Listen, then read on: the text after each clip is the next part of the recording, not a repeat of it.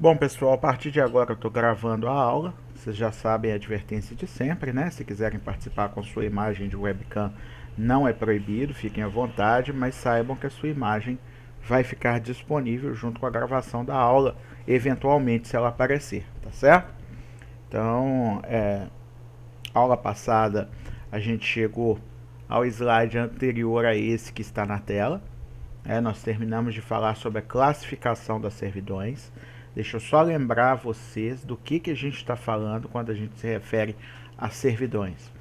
Nós estamos nos referindo a um direito real sobre coisa alheia, ou seja, coisa dos outros, que se constitui mediante manifestação de vontade, ou seja, contrato, ou disposição de última vontade em testamento, certo?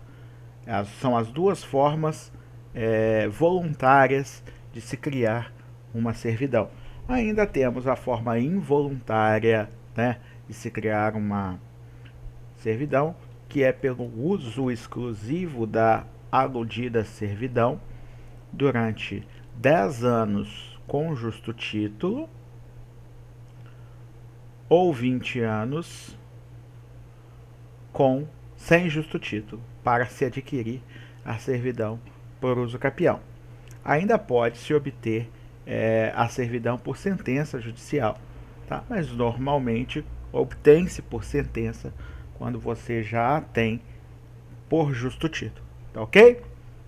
Bom, o artigo 1378 do Código Civil alerta que a servidão não se presume, ou seja, para que se constitua, tem que haver contrato, testamento que a instituam ou sentença que a reconheça, documentos esses que serão levados a registro no cartório de registro de imóveis, tanto na matrícula do prédio dominante quanto na matrícula do prédio serviente, para que todo comprador do prédio dominante saiba que à disposição dele existe uma servidão em outro prédio, e todo comprador do prédio serviente saiba que há, onerando o prédio que ele está prestes a comprar, uma servidão em favor de outro prédio. Ok? Então, para ter validade erga omnes, ou seja, contra todas as pessoas, para valer contra terceiros, a servidão precisa ser registrada no cartório de imóveis.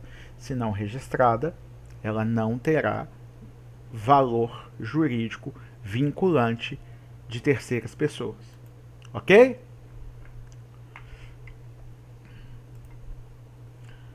Bom, os atos constitutivos da servidão que podem ser levados a registro, ou seja, que requerem assento no cartório de registro de imóveis, são 1. Ato jurídico inter vivos ou causa-morte. Aí a gente pode entender como inter vivos o contrato, tá? Que é um negócio jurídico celebrado entre duas pessoas vivas, tá? E o ato causa-mortes, que é uma disposição de última vontade que passa a ter valor com a vontade do testador, que é o testamento, tá? Esse ato jurídico deve ser oneroso porque o proprietário do prédio serviente é indenizado pela restrição que é imposta ao seu domínio, tá? Pode ser constituída por testamento, né, de forma que o legador, né, o testador, aquela pessoa que deixa um legado, ele determina que um prédio que ele está deixando sirva a outro prédio através de uma servidão.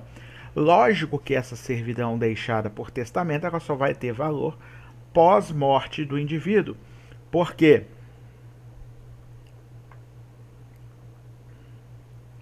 Pessoal, vocês estão me ouvindo agora?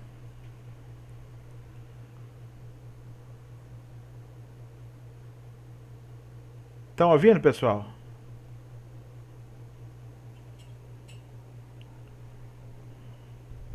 Travando bastante.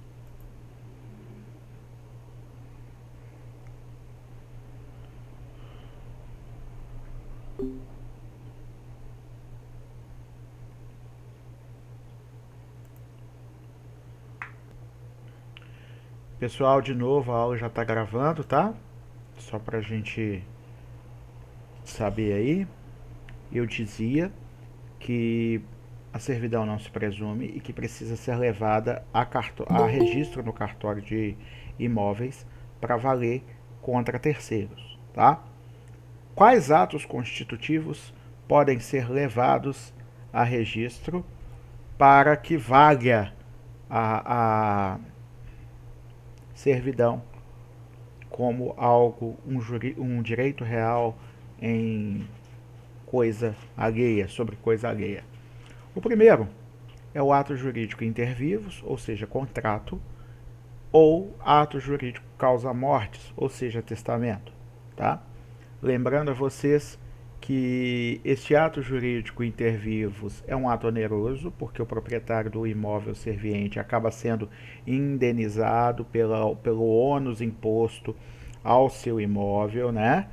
E o imóvel dominante, ele tem uma vantagem, que é a servidão, mas ele tem um ônus, que é pagar por ela, ok? Então é um contrato oneroso. O professor, Oi. se tiver como você expandir a apresentação aí pra gente, porque não tá aparecendo aqui pra mim, não, pelo menos pra gente acompanhar. Ô, Benjamin, realmente não está. Quando eu dei o refresh na minha tela aqui, não, eu esqueci de compartilhar novamente. Desculpa. Tranquilo.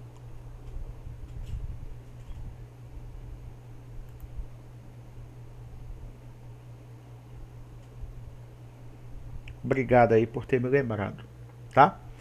E além do contrato, ela pode ser instituída por testamento, certo? Ou seja, alguém em suas disposições de última vontade, em que vai deixar parte de seus bens, institui uma servidão entre dois bens seus que está deixando para duas pessoas diferentes. Observem, para que valha a servidão, esses bens têm que ser deixados para pessoas diferentes. A gente já sabe que não existe servidão entre imóveis do mesmo titular. Além disso, a servidão só vai valer depois da morte do indivíduo, quando os bens passarem para seus legatários, para as pessoas que vão receber a herança, né, que ele está deixando. Porque antes disso,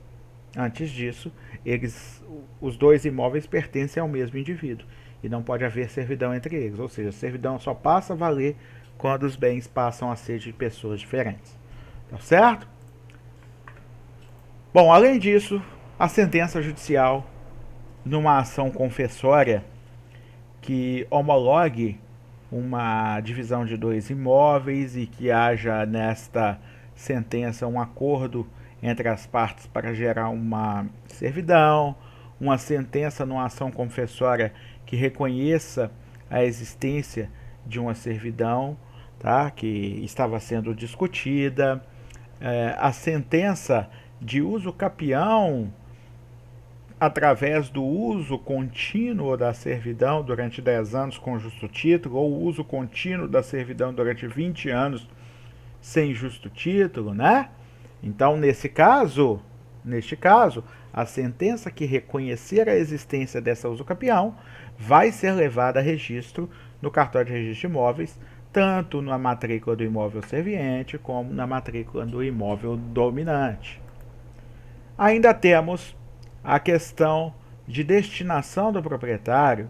O senhor de dois prédios pode estabelecer sobre um serventias visíveis, tá, em favor de outro prédio, e depois alienar um desses prédios já com essas serventias sendo constituídas. Então, na verdade, o acordo, o contrato que cria essa servidão é entre o vendedor e o comprador, que aceita comprar o imóvel com a serventia que antes existia sendo convertida em servidão.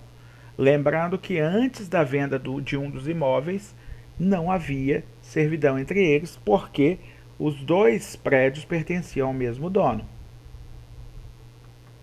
Como é que tá aí agora? Tá travando ou vocês estão me ouvindo bem? Tá dando uma pequena chiada às vezes, mas tá dando para caminhar. Chiada, né?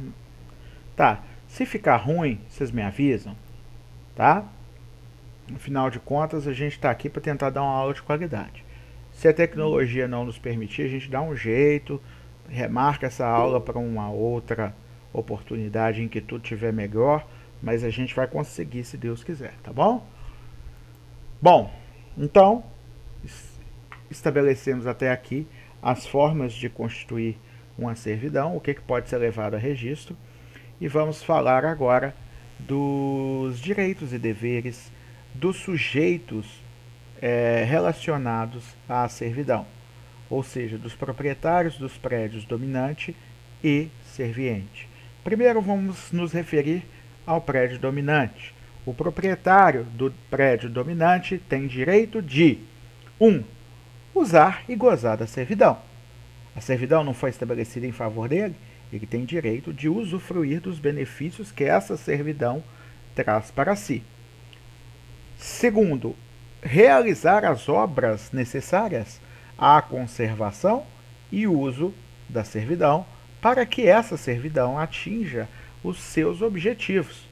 Porque se essa servidão ela for sofrendo com o perecimento trazido pelo tempo e for tornando-se menos útil em virtude da depreciação causada ao seu meio de utilização, por exemplo, se uma água é fornecida por um canal, por uma vala ou aqueduto, tá? Se uma água é fornecida por uma bomba elétrica, se uma servidão de passagem de trânsito é instituída através de uma estrada que precisa de vez em quando ser patrolada, sob pena de ficar inútil, e a partir do momento que essa vala ou aqueduto começa a estragar, a ruir, ou que esta bomba d'água queime, ou que esta estrada se encha de buracos, é necessário realizar obras que permitam que esta servidão continue com sua utilidade íntegra, certo? Então é necessário haver obras para a conservação e uso da servidão. E o direito do dono do prédio dominante é de realizar essas obras. O dono do prédio serviente não poderá impedir o ingresso e a realização dessas obras pelo dono do dominante. 3.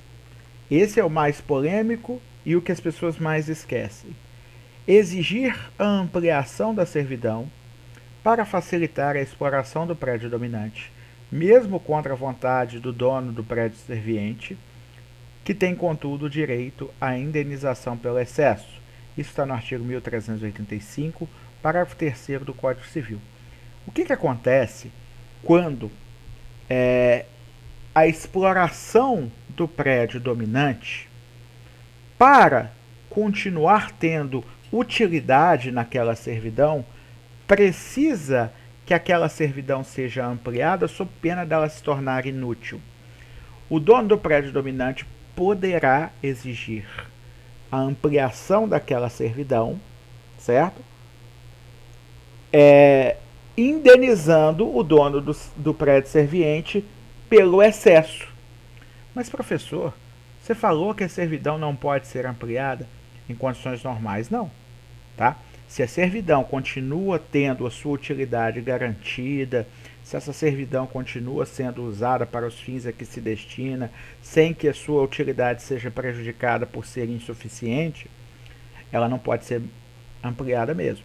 E nem estendida para outras pessoas, nem revendida, nem alugada, nem alienada a ninguém. A questão é, vamos dar um exemplo. Imaginem que você tenha uma fazenda de gado leiteiro e estabeleceu uma servidão de passagem por seu vizinho, que também tinha uma pequena fazenda, tá? E está passando pelo terreno desse vizinho com sua moto, carregando aqueles galões, aqueles tambores de leite para entregar. Imagine você que com o tempo sua produção aumentou e você começou a fazer a entrega da sua mercadoria, que é o leite, com fiorinos, com caminhões, etc. E aquela estradinha que foi antes aberta na servidão de passagem, ela é suficiente apenas para a passagem de uma motocicleta, que antes era a única necessidade. Você vai procurar o judiciário, nos termos do artigo 1385, parágrafo 3º do Código Civil, e solicitar que seja ampliada a sua servidão, porque ela é necessária ampliação para que se continue a exploração útil do prédio dominante, sob pena de tornar inútil essa servidão. E aí o judiciário vai verificar qual que é o valor, né, que você tem que indenizar pelo excesso, e você vai ser obrigado a indenizar pelo excesso o dono do prédio serviente, certo? Mesmo contra a vontade dele, ok? Bom, ainda é um direito do dono do prédio dominante renunciar à servidão se ela não tiver mais utilidade para si, ok?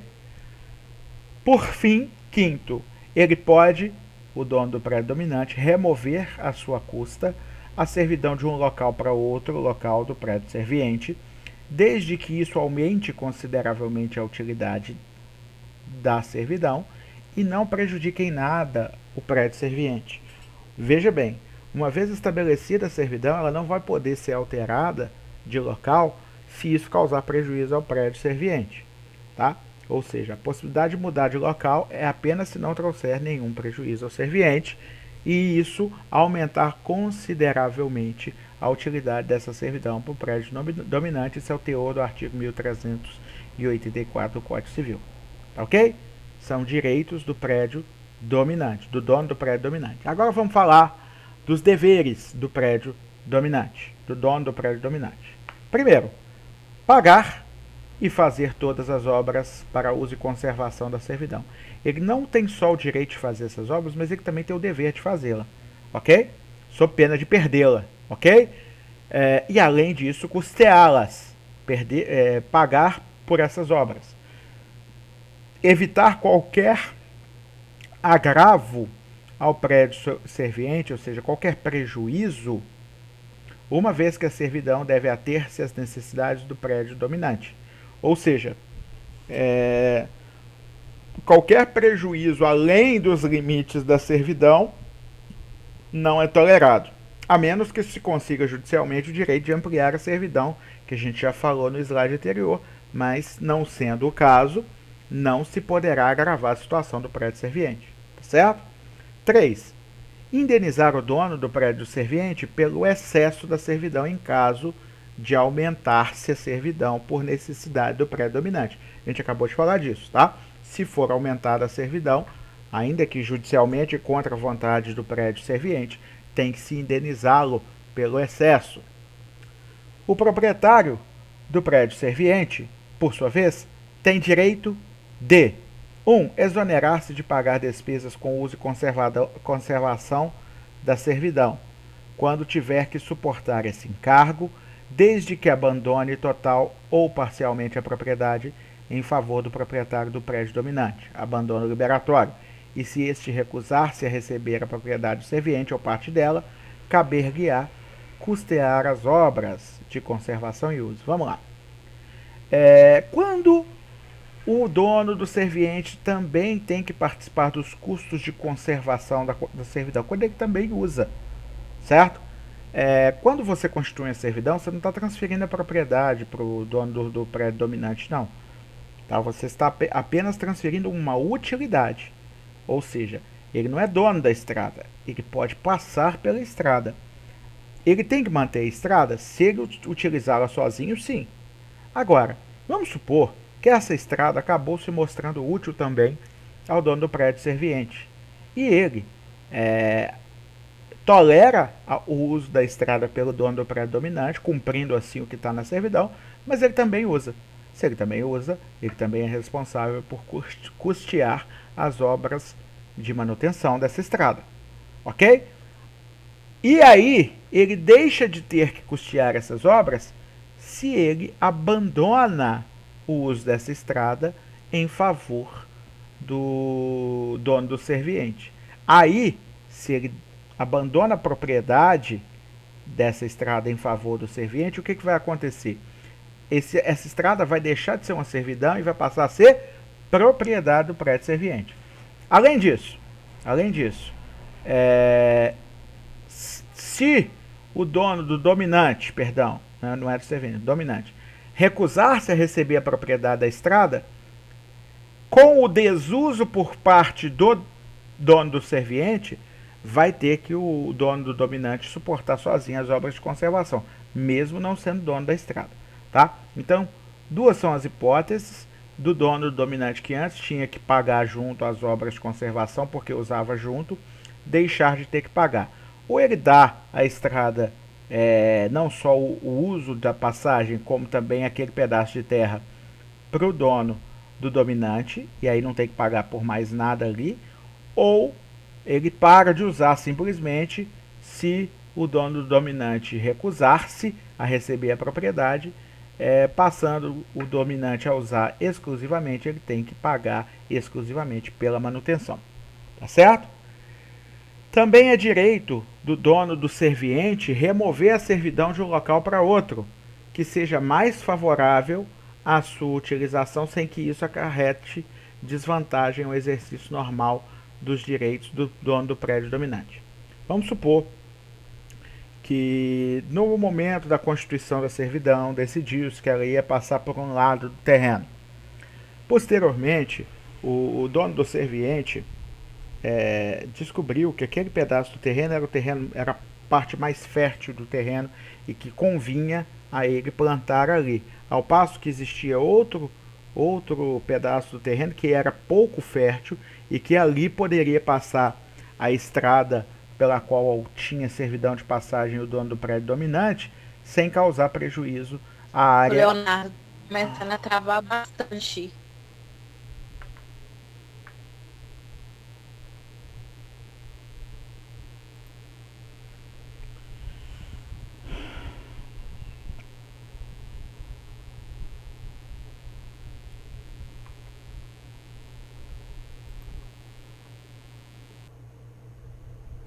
Bom, já estamos gravando de novo, tá?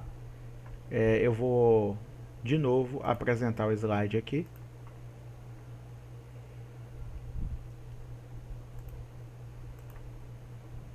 Antes da conexão cair, eu vinha dizendo que o segundo direito relacionado aí nesse slide para o dono do prédio serviente é o de remover a servidão de um local para outro, caso esse outro local seja mais favorável para ele, desde que isso não cause prejuízo ao dono do prédio dominante. Então, se ficar elas por elas para o dominante, o dono do serviente pode remover à sua custa a servidão de um local e instalá-la em outro, tá? Terceiro direito do dono do prédio serviente: impedir que o dono do prédio dominante efetive qualquer mudança na forma de utilização da servidão, porque houve um documento que determinou a constituição com uma finalidade. Por exemplo, se foi destinada uma servidão de fornecimento de pasto ou uma servidão para fornecimento de terra agricultável para que outra pessoa a utilize, você não poderá fazer edificações nesse terreno, tá? O uso daquele terreno é limitado ao que se determinou na servidão, de forma que não pode ser alterado, tá? Ainda pode-se cancelar a servidão, o dono do prédio serviente, pelos meios judiciais, mesmo havendo impugnação do dono do prédio dominante, se houver a renúncia do titular da servidão, se houver impossibilidade do uso, do exercício do direito da servidão em razão da cessação da utilidade que a determinou, e nos casos de resgate da servidão. A gente ainda vai explicar o que é cada um desses três casos nos próximos slides, vocês vão entender, tá? Por fim, pode-se cancelar a servidão mediante prova de extinção quando houver, letra A, extinção por reunião dos dois prédios no domínio da mesma pessoa. Eu já disse desde o início que não pode haver servidão em dois prédios do mesmo titular. B, supressão das respectivas obras necessárias ao uso da servidão em virtude de um outro contrato celebrado entre as partes, o que terá o mesmo efeito que um distrato que cancele o uso da servidão, tá? O desuso da servidão por 10 anos ininterruptos, isso seria um uso capião às avessas, tá? Não se adquire com justo título uma servidão aparente pelo uso durante 10 anos ininterruptos, se não houver justo título pelo uso durante 20 anos. Pois bem, se você parar de usar uma servidão e ficar 10 anos sem usá-la, e o dono do prédio serviente tiver como provar que você passou 10 anos sem utilizar aquela servidão, a servidão vai ser cancelada, tá? Pelo mesmo direito que a concedeu, né? Um uso capião às avessas, né? Um cancelamento pelo desuso, na verdade. Bom, já falamos dos direitos do dono do prédio serviente, agora vamos falar as suas obrigações, os seus deveres. Primeiro, permitir que o dono do dominante realize obras necessárias à conservação e utilização da servidão. Se for necessário fazer obras, ele tem que permitir. Respeitar o uso normal e legítimo da servidão. Então, a servidão está constituída, ele tem que tolerar o exercício normal do direito de servidão. 3. Pagar as despesas se resolver remover a servidão de um local para outro, tá? Sem prejudicar as vantagens do prédio dominante. Ok? Bom, no direito brasileiro, existem algumas ações que protegem o direito de servidão. Vamos a elas. Primeiro, a ação confessória, ela se destina a provar a existência de uma servidão que está sendo contestada, tá? Então, ela é ajuizada pelo dono do prédio dominante, tá? E tem condão de provar que existe em seu favor uma servidão. A sentença que julga procedente uma ação confessória, ou seja, que julga procedente a ação que reconhece a existência de uma servidão, vai ser levada a registro no cartório de registro de imóveis para que valha contra terceiros e que adira aos imóveis valendo como um direito real. A ação negatória é o contrário. Ela é ajuizada pelo dono do prédio serviente com o intuito de provar que, na verdade, uma servidão não existe, certo? Uma servidão não registrada está sendo utilizada pelo dono do prédio dominante, tá? Se ficar parado e deixar o cara usar sem oposição, vai acabar dando uso capião. Então, o que o dono do prédio serviente faz? Entra com uma ação negatória. Olha, seu juiz, ele está querendo usar, mas não existe servidão, tá? Não tem nenhum documento que tenha constituído essa servidão.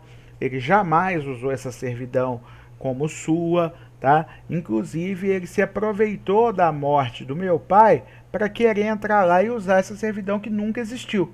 Então, você está querendo provar que, na verdade, não existe uma servidão.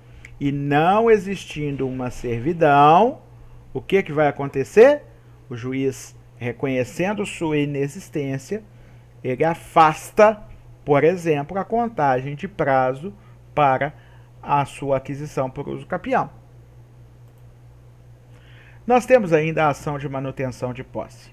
Imaginem que o próprio dono do prédio serviente, embora não questione a existência da servidão, incomode a sua posse pelo dono do prédio dominante. Ou mesmo um terceiro qualquer esteja querendo impedir o uso pacífico da servidão por parte do dono do prédio dominante.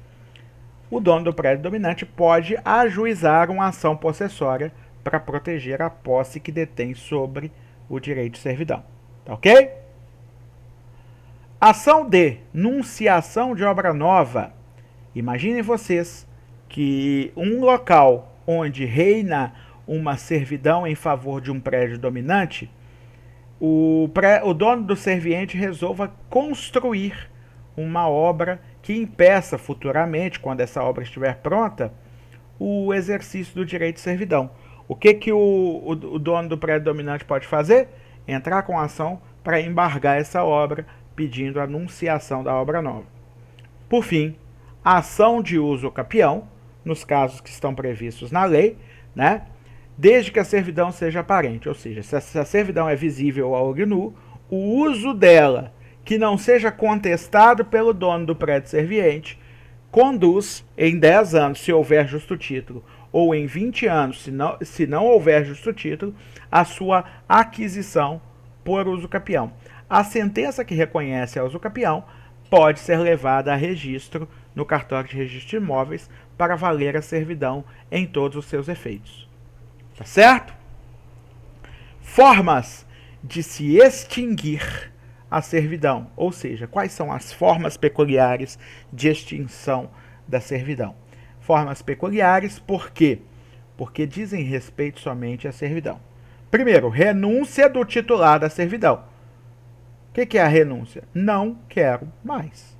Tá? Então, o titular da servidão, ou seja, o dono do prédio dominante, que tem direito ao uso, vira e fala, olha, o negócio é o seguinte, eu não preciso mais do uso dessa servidão, não quero mais, então podemos cancelar. Ok? É lógico que essa renúncia vai ser tomada por escrito para ser levada a registro no mesmo cartório de registro de imóveis que registrou a existência da servidão. Ok? Cessação da utilidade ou comodidade, a constituição do ônus real da servidão. Imaginem vocês que determinada servidão de passagem foi instituída, tá? E posteriormente o dono do prédio dominante criou uma represa.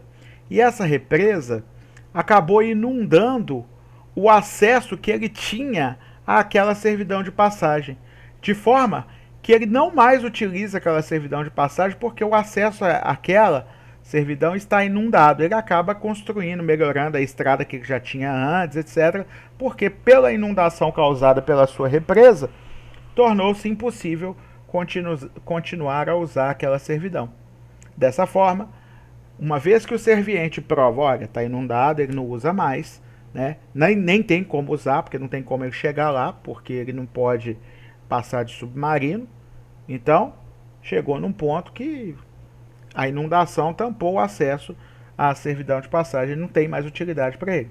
Se o dono do prédio serviente consegue provar que extinguiu essa utilidade, ele não tem mais necessidade de manter a servidão e pode pedir para que o juiz a extinga, tá certo? Por fim, o resgate. O que é o resgate? O dono do serviente não fez um contrato lá atrás para criar a servidão? Ele não recebeu dinheiro de indenização? O que ele pode fazer? Indenizar o dono do prédio dominante para acabar com a servidão. Tá? Então o que ele faz? Ele vai atrás do dono do dominante e fala, olha, quanto você quer para parar de usar essa servidão? Porque eu estou querendo fazer outras coisas, estou querendo utilizar aquela área.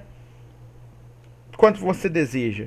Aí o cara bota preço e ele vai e paga. Eles fazem um documento que comprova que houve o resgate da servidão mediante o pagamento de uma indenização compensatória ao prédio dominante.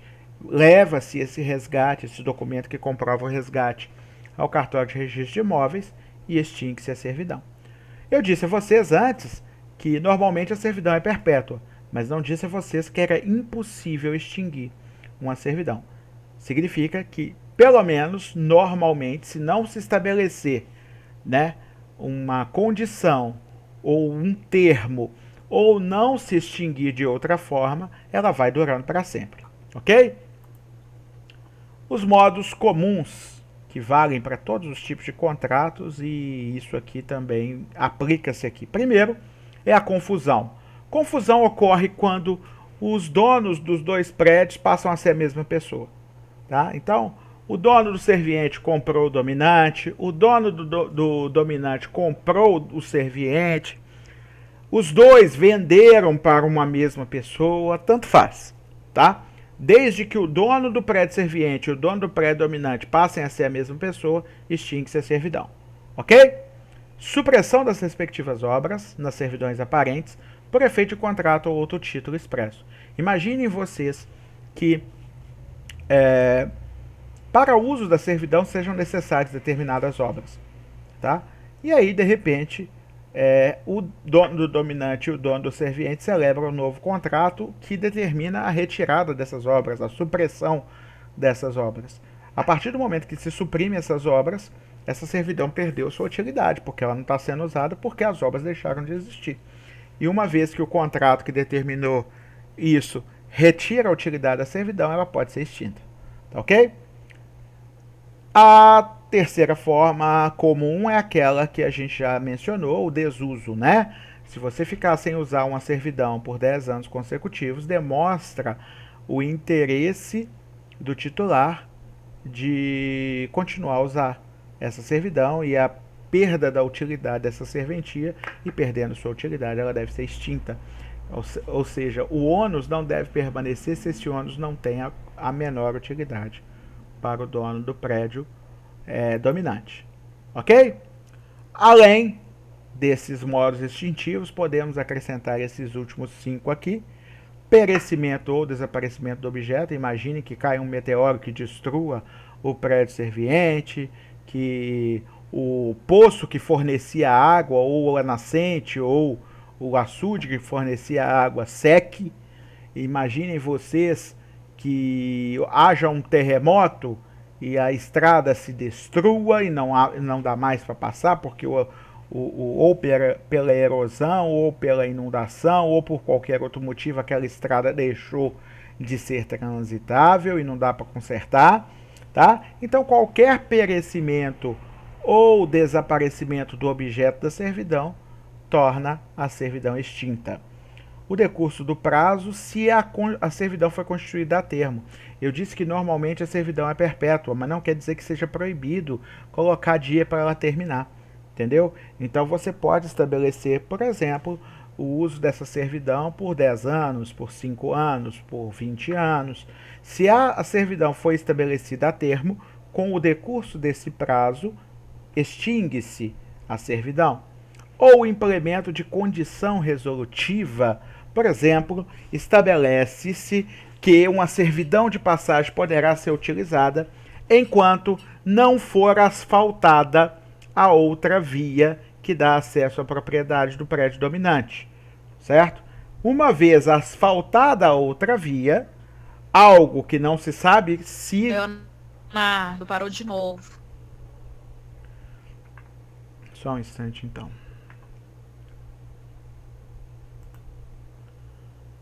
Agora. Tranquilo. Já tá gravando de novo, tá, pessoal? Peço desculpas aí. Vou retomar a apresentação.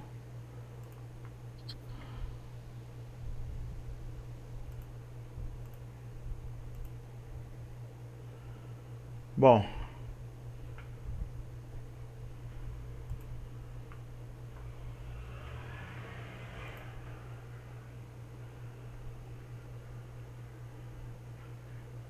imagino que vocês já estejam vendo o slide, tá? Eu teria dito antes que o perecimento ou desaparecimento do objeto, do imóvel serviente ou do trecho, tá, que estabelece a servidão, causa sua extinção. O decurso do prazo ou da condição, se ela se implementar. Eu iria dar um exemplo, que imaginem vocês que estabeleça-se uma servidão e no contrato que estabeleceu essa servidão, estabelece que aquela servidão de passagem vai durar até que a outra estrada que dá acesso ao prédio dominante seja asfaltada. O asfaltamento dessa estrada é um evento futuro e incerto, ou seja, não se sabe se vai ocorrer.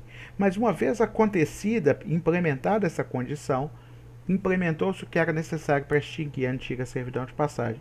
Passou a ser até melhor passar pela estrada asfaltada, de forma que não é mais útil a servidão e pode ser extinta. Tá? Outra forma é a desapropriação. O Estado, quando desapropria, ele não vai se submeter à servidão existente.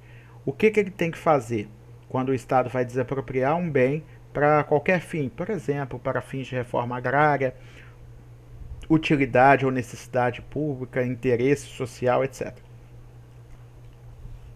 Imaginem vocês que o Estado desapropriou um bem que estava onerado com a servidão. Ele vai ter que ele vai ter que indenizar o dono deste bem pelo valor do prédio e vai ter que indenizar o antigo titular da servidão pela perda do direito de servidão, em virtude da desapropriação. Ok? E aí extingue-se a servidão pela desapropriação.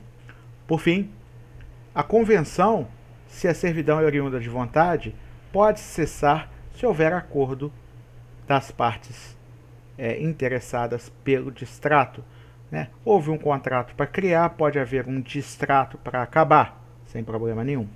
Tá? E ainda a preclusão do direito da servidão em razão de atos opostos e a resolução do domínio do prédio serviente. Vamos pensar em duas hipóteses. Uma é a perda do domínio do dono do prédio serviente para o poder público de novo, tá? Por qualquer que seja o motivo. A gente até já falou disso na desapropriação, tá? Então, se o dono do dominante perder o domínio, não tem por que manter uma servidão no prédio serviente. A outra hipótese é atos opostos ao direito de servidão. Imagine vocês que eu tenho uma servidão de passagem pelo prédio do Lucas Torres, tá? Então eu passo regularmente pelo prédio do Lucas. Ocorre que eu vendo o meu prédio dominante para a Malu Souza. E a Malu, uma vez que passa a ocupar o prédio dominante, ela resolve que não está a fim de usar aquela servidão não, e constrói ali um muro enorme que impede o acesso àquela passagem. Ora, só a construção desse muro evidencia o total desinteresse na continuidade de uso da servidão e autoriza a sua extinção. Tá ok? Bom, o artigo 1387, parágrafo único, diz que se o prédio dominante estiver hipotecado e aquela vantagem, tá, estiver mencionada no título que constitui a hipoteca, aquela vantagem faz parte da garantia que se concedeu ao banco através da hipoteca. E aí você não pode desistir da servidão sem o banco autorizar. O banco ou quem for credor da hipoteca. Imaginem vocês. Eu peguei um dinheiro emprestado do banco e hipotequei o meu imóvel. Esse imóvel, no momento que eu realizei a hipoteca, eu levei lá a escritura e a certidão atual do imóvel para se constituir a hipoteca. O banco viu, quando eu peguei o dinheiro emprestado e ele fez a hipoteca no meu terreno, que tinha uma servidão, ou seja, aquele terreno é mais valioso do que o normal, porque tem ainda uma servidão em favor dele. Beleza. Uma vez constituída a hipoteca, a servidão mencionada na escritura da hipoteca, eu não posso desistir da hipoteca, não posso desistir da servidão sem o credor hipotecário concordar com a desistência, com a perda, com a diminuição da sua garantia. Ok? Agora, se eu já tinha feito a hipoteca antecipadamente, antes, lá atrás, e aí, depois, constituí uma servidão com meu vizinho. A hipoteca já existia, não tinha servidão na época, eu posso vir a desistir dessa servidão que nem estava mencionada na escritura de hipoteca, sem a anuência do credor hipotecário. Tudo bem? Pessoal, com muitas desculpas pelas sucessivas desconexões que aconteceram, eu digo a vocês que a gente terminou o conteúdo da aula de hoje. Vou liberar vocês essa meia hora mais cedo, sob a promessa de que isso não acontecerá novamente e que está acontecendo só hoje porque, de agora em diante, como eu disse, todos os capítulos começam e terminam dentro da mesma aula, de forma que não é mais necessário eu ficar pegando metade de uma aula e metade da outra. Então, didaticamente, é melhor começar e terminar no mesmo dia, tá certo? Então, a aula de hoje vai só até aqui. Eu vou interromper esta gravação aqui.